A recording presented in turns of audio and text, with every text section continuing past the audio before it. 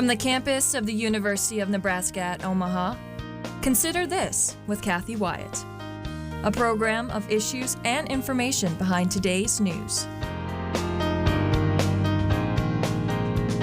I am not going to hide the truth. This provision was unknown to me when I voted for that bill.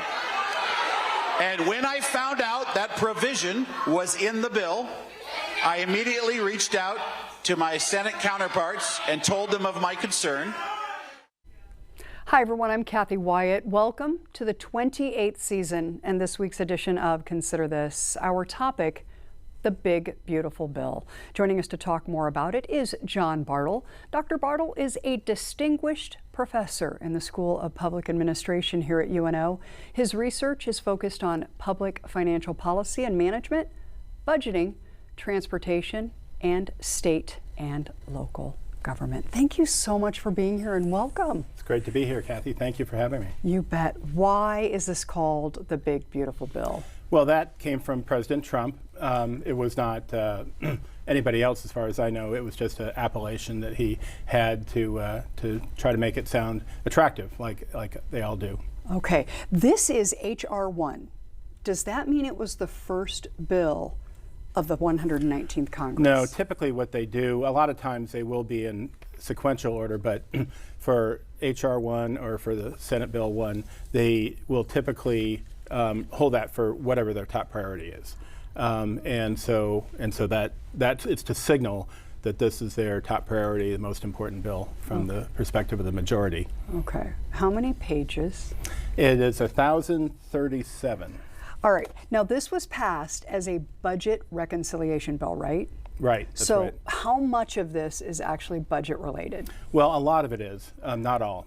A budget reconciliation bill, the basic idea is it's what it sounds like, to reconcile what the committees in Congress have voted for with the overall plan of the budget that is part of what the budget committees of Congress do. And so the idea then is that if the committees are spending more than what's in the budget, then there's a process to bring those back into balance. So that's the basic idea. It also, though, because of some of the rules changes over time, the reconciliation bill only requires 50 votes to pass the U.S. Senate. And as opposed to, for many bills, it requires 60 votes because of the filibuster rule that they have. In this case, the opposite party, in this case Democrats, could say we're going to filibuster it, and then that would say it has to have 60 votes. And that makes it very difficult to pass the Senate. So that's part of why it's a way for the proponents of the bill to get it through. To make it much more likely to pass. Okay. The non-budget parts of this bill have started to gain attention. For example, posting bond to sue the government and allowing silencers on firearms. Can you explain some of those? Well, some of them. I'm not an expert on all of them, but so part of what happens is that if you know that a bill is likely to pass and you have a provision that you would like to enact into law, you tag it on to a bill, that bill that's going to pass, and then you hopefully get it through there. And so sometimes other people may not even quite know it if it's done in a secretive way. So I think that's part of why it happened. There's also a 10-year moratorium on state level enforcement of any law or regulation regarding artificial intelligence. Another one would allow the Treasury to revoke tax-exempt status for nonprofit groups that are deemed to be supporting terrorists. And then, as you mentioned, the firearms, the suppressors on firearms. So, Dr. Bartle, for our viewers who are watching, what are we to make of all of this, right? It's coming across as a budget reconciliation, but there are these, I don't know, some would call them hidden agenda items. So how concerned should folks be when something like this comes up? Yeah. Well, I think in our civic textbooks, we think it should be done, open and above board. But when you're trying to get a majority of the votes, it can be tough, and I think we can understand that. And when you have a very close margin in both the House and the Senate, All it takes is a couple, in this case Republican members, to say, well, I'm not going to vote for this unless you do something. And that's when, if the member can assert that power and the leaders of the bill listen to them, then they can get what they want in the bill, or what they want out of the bill. So that is kind of the strategy, the tactics. And I mean, all legislatures do this from the beginning of time. So this is not, while it's not textbook, as I mentioned, it is common. Okay, so Congressman Flood, I want to go back to that opening video and his town hall meeting. What should we really make of that? You know, as we mentioned, it's over a 1,000-page bill. It's members of Congress are busy people. I remember when Jimmy Carter became governor of Georgia, he said, "I'm going to read every bill," and he took a speed reading class to do that. And I guess he did. That's an unusual level of commitment. So I think that one is, I would say, understandable. I think the notion that the Senate will fix the bill is common. A lot of times you'll vote for something, if you're in this example in the House, and you think, well, okay, I'm voting for this even though I'm not really for it because my party or whoever wants it, but hopefully the Senate will fix it up, or vice versa. So I mean, you know, it's like making sausage, right? Politics is and passing bills.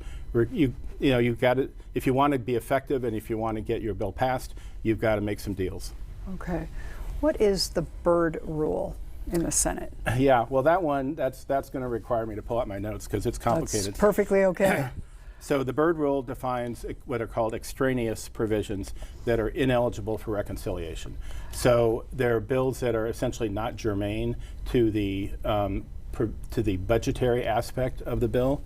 And so there are 6 different cases. I won't read them all, but for example, if it doesn't produce a change in outlays or revenues, if it produces an outlay increase, that is a spending increase, or a revenue decrease, when the committee is supposed to comply with the budget approach. So in other words, it makes the deficit worse rather than better. If it's outside of the jurisdiction of the committee, and so on. So what it tries to do is to say, here are the rules of the game for a reconciliation bill.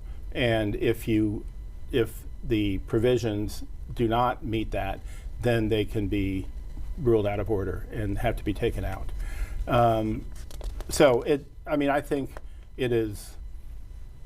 I think most of us would say it's a good thing because you want extraneous provisions not to be in there. But then again, as I mentioned earlier, when you're trying to pass a bill, you do what you need to get it through, and that might make it difficult.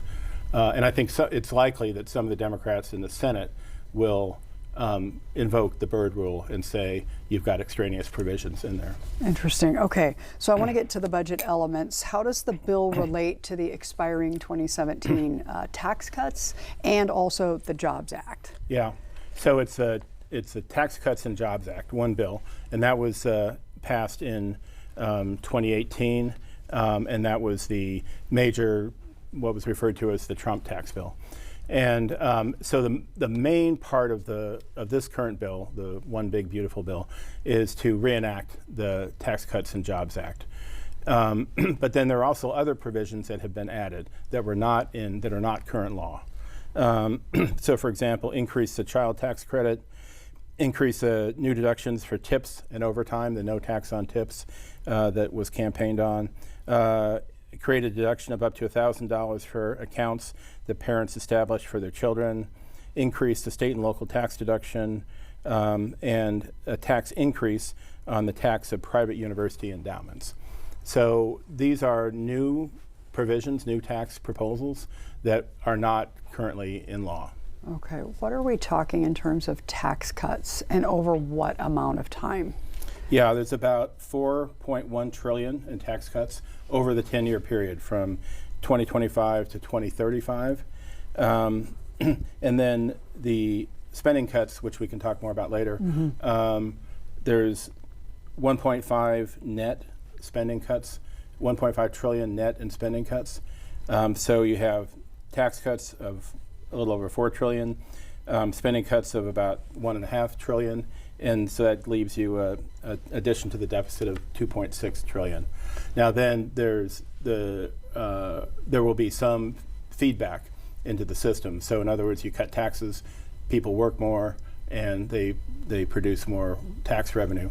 So in the end, again, these are projections, but in the end, the actual impact is expected to be less. How much less depends on your model.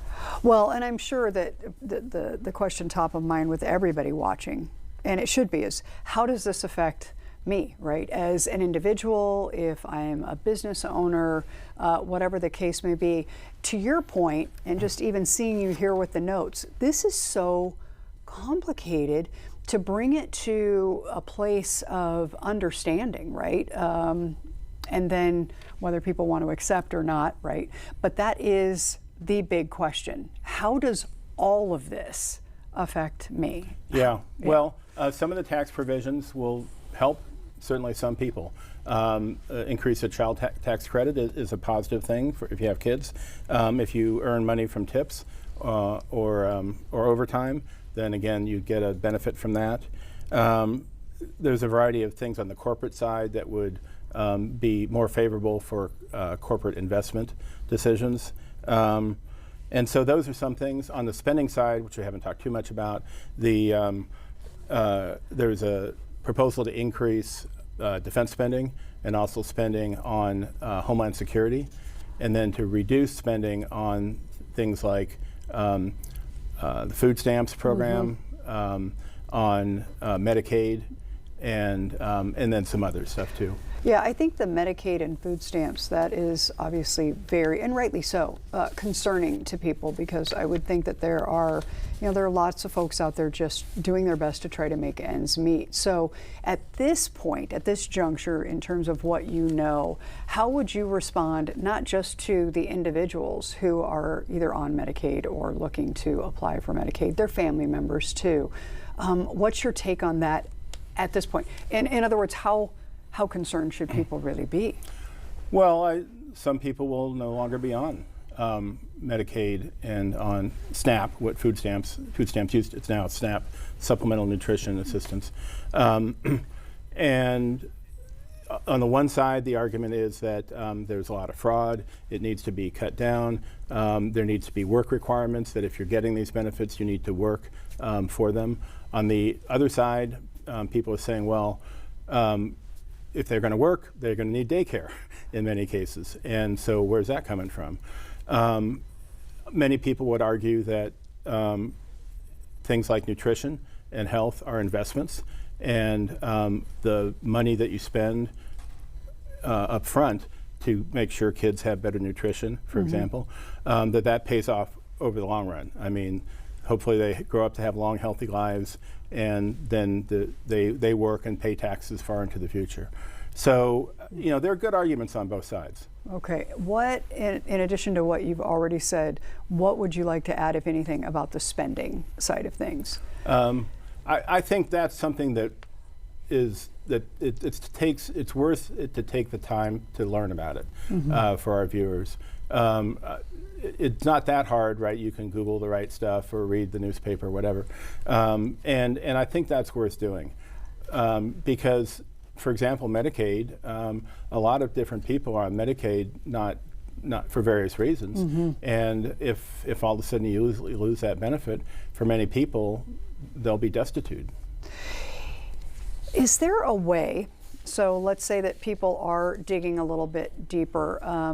So much of this we hear about on social media and other avenues, and you have to kind of take some of what you're reading with a grain of salt.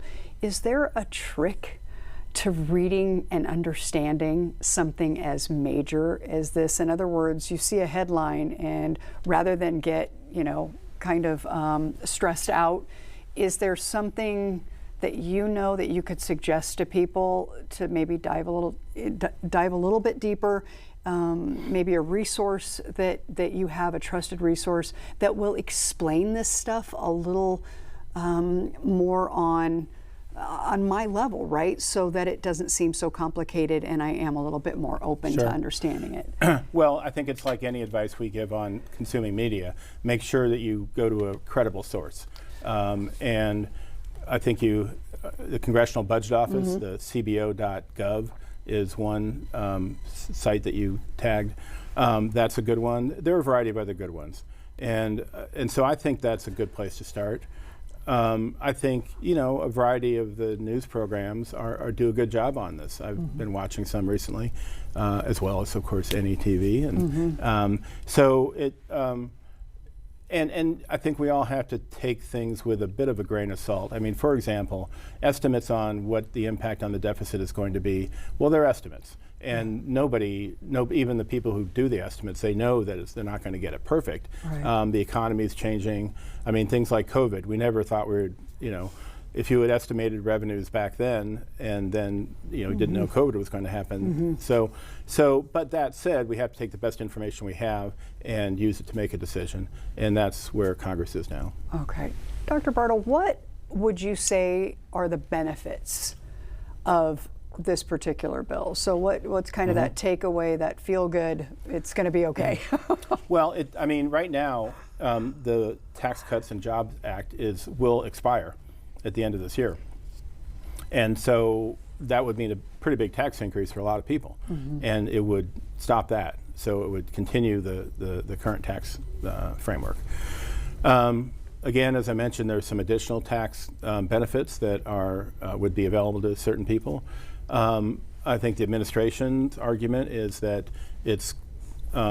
we're cutting spending in the areas and we're cutting spending in certain areas, we're increasing in other areas that reflects what people voted for. Yeah. And democracy is a messy thing, and so especially when you're talking about the budget, I mean, the multi-layers of complexity, as we've talked about, and different choices to make, and it's reasonable for people to disagree about this. So, but I think that I would say the top 5 things are pretty straightforward: the extension of the Tax Cuts and Jobs Act, the cuts in social spending, increases in defense and homeland security, and then some of the new tax provisions. I think those are the key ones that are most important, the biggest impact. What is the plan down the road to offset some of these tax cuts that are being proposed? Yeah, well, that's the problem. And I think it's fair to say, from as far as I know, that there is no plan. Now, I think different people might have ideas. Part of it would be that there'll be economic growth, and that's likely to be true. You cut taxes, and when you cut the tax rate, people have an incentive to work more. And if they work more, then that increases the labor supply. If businesses invest more because of the tax provisions, then that can benefit all of us. So there'll be that feedback, the additional revenue coming back. But there's no question in my mind, and from all the credible sources I've read, that there'll be a significant increase in the deficit by, I think it was by 2.6 trillion in increased deficit. We hear a lot about this deficit. Yeah, so why should people really care? It almost seems like that number is completely out of control, like beyond everybody, right? But why is it so important, Dr. Bartle?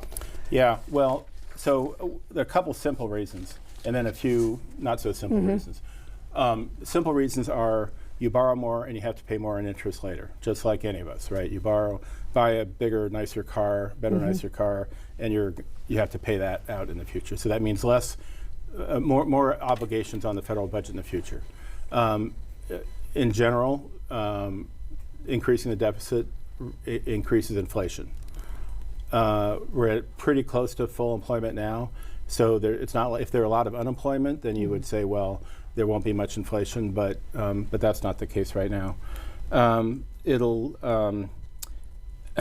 It makes it more difficult for future tax cuts or spending increases because you've already kind of used up your slack, so to speak. So those are some of the key things. And then I'd also add that the amount of debt that is held by foreign investors is going up and will continue to go up. Right now it's at 21%. And it's just like anything, like if you're a farmer and you're leveraged by the bank, if they want to foreclose on you, they can. And the higher we get on that, the more vulnerable we are to whoever holds the debt, which includes countries like China and Russia and many others. So anytime you borrow money, there's risk, and there's certainly risk in this situation.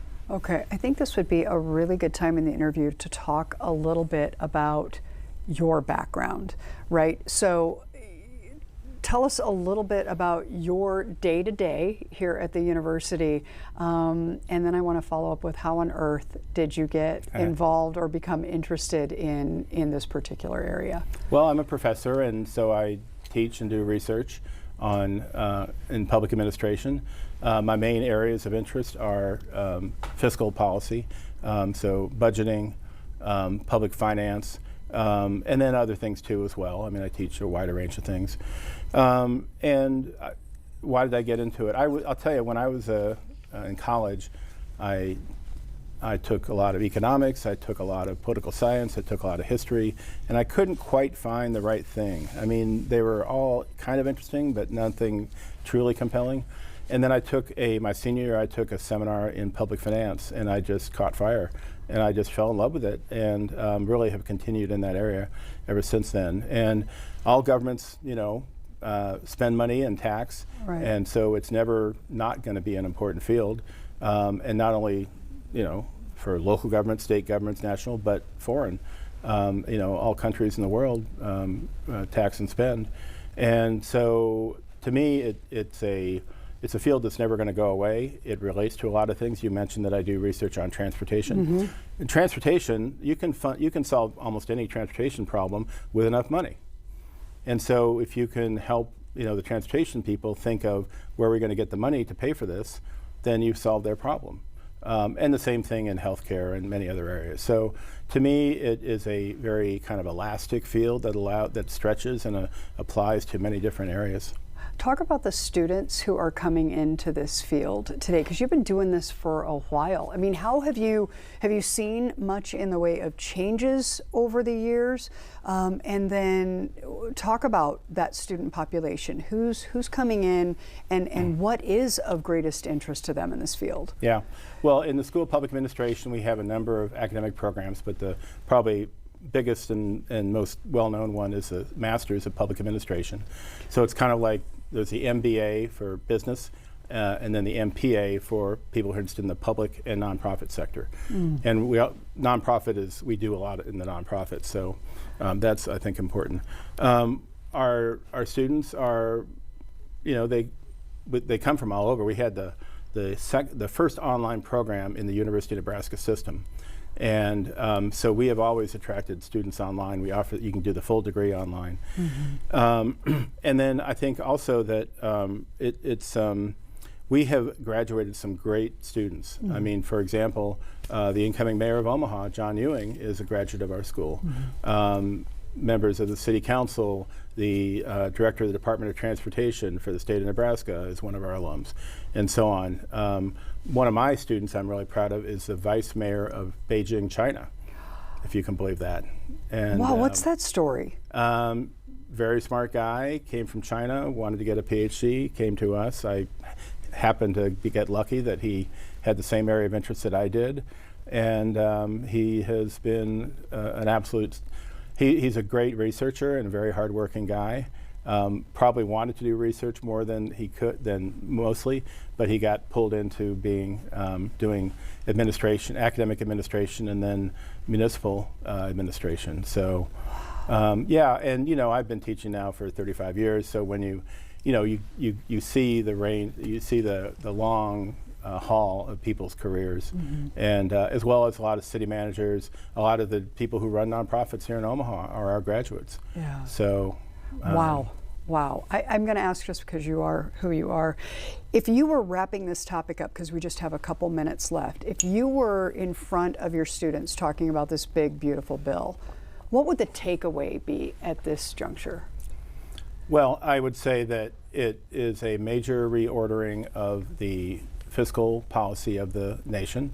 It reflects the views of the Trump administration and most of the members of Congress, the Republican members of Congress, and it will, especially the tax side of it, we'll be living with it for many years. Mm-hmm. The spending kind of comes and goes from one year to the next. And so, you increase spending on one thing and it can be cut the next year or vice versa. But the tax stuff, I think, really does matter, and it affects people's behavior. It affects whether you buy a home, whether you have kids or not, mm-hmm. Where you live. So it has very powerful, deep-rooted effects on the whole society. Okay, final question. You have about a minute and a half. What is the legislative outlook? Well, the goal for the Congress, the Republicans in Congress, is to have the bill to the president by July 4th. And so there's some time between now and then, of course. I would expect that they would get a bill to him. Again, compromise is part of our system, and there will have to be compromises made both by the House and the Senate in reaching a bill that they can both pass. And then, when it comes to the president, there probably won't be things in there that he wants and maybe things in here that he doesn't want. The president does not have the line item veto, as some governors do. And so he has to either accept it or not. So we'll see. It'll be interesting. I mean, I expect the main provisions will be enacted, like the Tax Cuts and Job Act. Okay, thank you. We're talking about the big, beautiful bill with Dr. John Bartle today.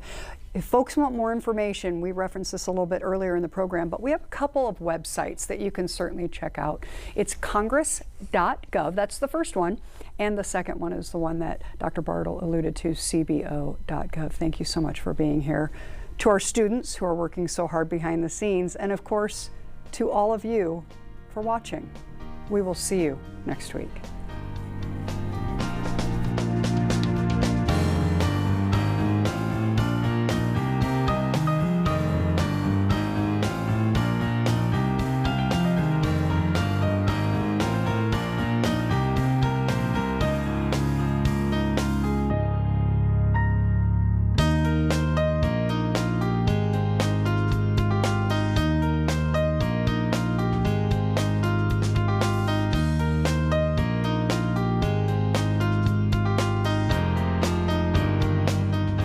Consider This is an issues and information program produced by UNO Television in the School of Communication.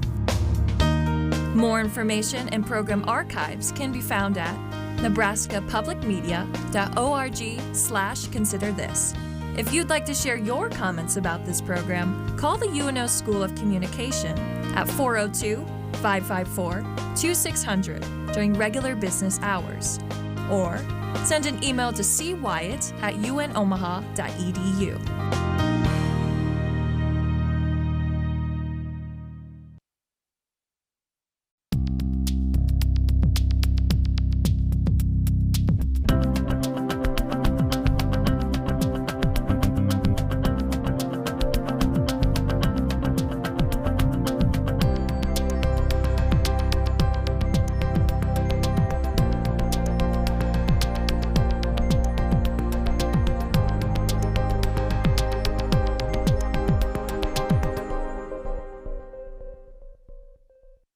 You are a maverick. You stand ready to change the world.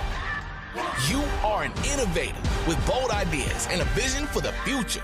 You are determined to turn your dreams into reality. You are a leader committed to making a difference. With Omaha as your campus, you're at the center of it all. Here at UNO, you dare to dream, to innovate, to lead, to shape a brighter future. You are a maverick. You know that feeling you get when you are generous? It's a joy like no other. With Share Omaha, you can choose your ways to give and shape the community you want to live in. By giving $1 or more, you can fight food insecurity, support youth development, or sustain the arts. You choose where your dollars go, and Share Omaha doesn't keep any portion of what is donated. Are you ready to see the impact of your giving? Explore shareomaha.org now and support nonprofit goals.